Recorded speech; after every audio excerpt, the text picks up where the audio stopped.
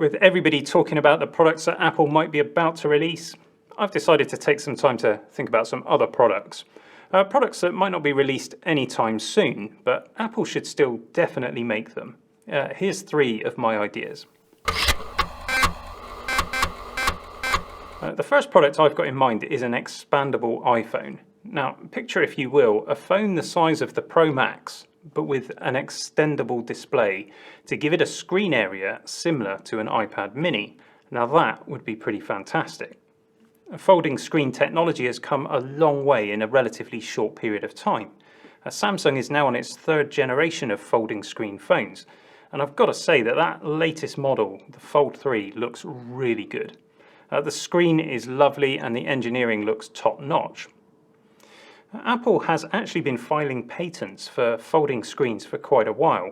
And not just folding screens actually, but also expandable scrolling screens, which is what would be needed to make my iPhone Pro Pad Max Mini a reality.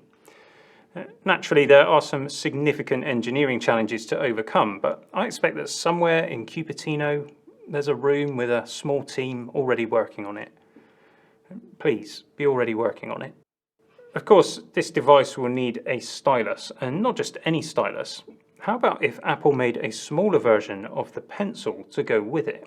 That would be a properly versatile device for on-the-go communication, work and content consumption.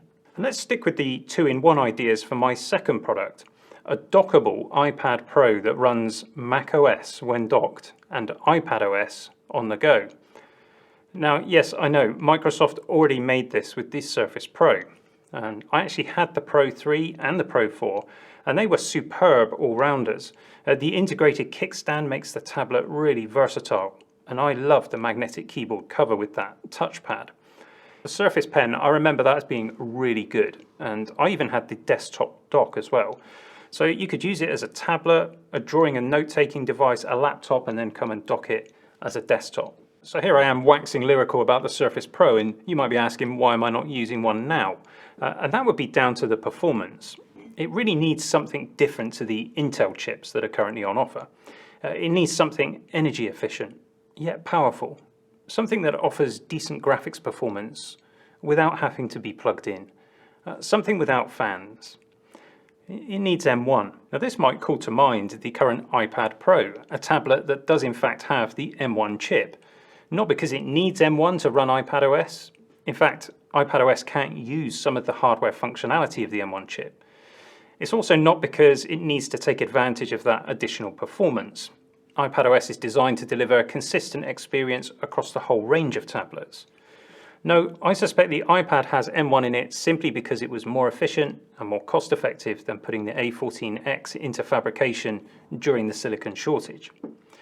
But since it does have the M1, imagine, if you will, an iPad Pro that works like a normal iPad, but when you dock it on that exorbitantly priced Magic Keyboard, it gives you the option of running macOS. And maybe there could be a Thunderbolt dock for your desk that switches the iPad into macOS mode. If Apple made such a product, it would be difficult to imagine ever needing anything else, which is exactly why Apple won't make it. There's more money to be had selling you both an iPad and a MacBook. So how about my third product? Here we're going to make a return to user-accessible components in a consumer desktop Mac. I know we've got the Mac Mini, but you can't really tinker around with that and swap components about. And the design is a little bit old hat. But the current Mac Pro, now that's a nice looking machine. Just imagine if Apple made a smaller version. And you may be thinking, there's no point. M1 has got the GPU on board, the RAM is on package, the SSD controller is part of the M1 chip too, and those storage chips, they're soldered to the main board. And I agree, there's not much scope for a user-upgradable M-chip machine, so let's make this desktop machine x86. Yep, I said it, x86. Why not? There are consumer desktop x86 chips that comfortably outperform M1, and being able to spec your own GPU, well, that would be nice. Consider too the benefit of Apple continuing to support macOS for x86. There would be a lot of happy pros out there if they did that, but they probably won't. So what would you like to see from Apple? Let me know in the comments section, and thanks for joining me on this brief flight of fancy, and Thanks so much for supporting the channel with all of your subs, your shares and your likes. I'll see you again soon for some more geekery.